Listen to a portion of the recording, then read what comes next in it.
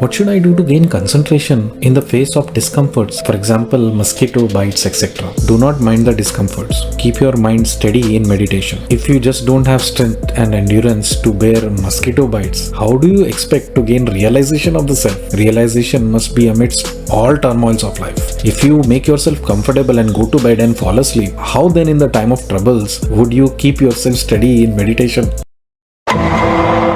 Shri Ramana ji, please show me some grace that will put an end to all my troubles. I have not come here to argue with you. I just want to learn. Learn first what you are. This requires no shastras or no scholarships. This is a simple experience. The state of your being is present here all along. You have lost a hold of yourself and now you are asking others for guidance. The purpose of the philosophy is to turn yourself inward. And if you know yourself, no evil will come to you. Since you ask me now, learn from it. The ego comes up only holding on to your real eternal self. Hold on to your real self and then the ego will vanish. Until then, the sage will be saying, there it is. And you will ask, where? You know what happened with the D-R-E.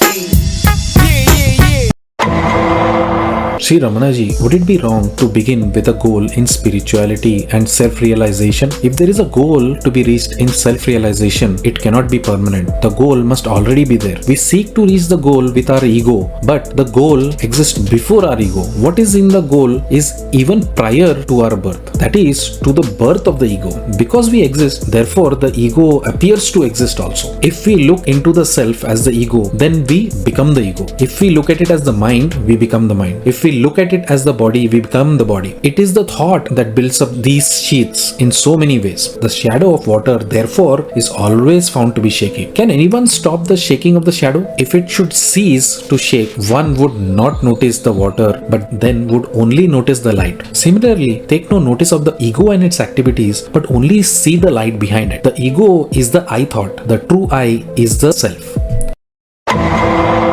How to get rid of my mind? Is it the mind that wants to kill itself? The mind cannot kill itself. So your business is to find the real nature of the mind. Then you will know that there is no mind. When the self is sought, the mind is nowhere. Abiding in the self, one need not worry of the mind. How to get rid of fear? What is fear? It is only a thought. If there is anything besides the self, there is no reason to fear. First the ego rises and then the external objects are seen. If the ego does not rise, the self alone then exists. For anything external to oneself implies the seer within. All other thoughts centered around the ego will disappear along with it.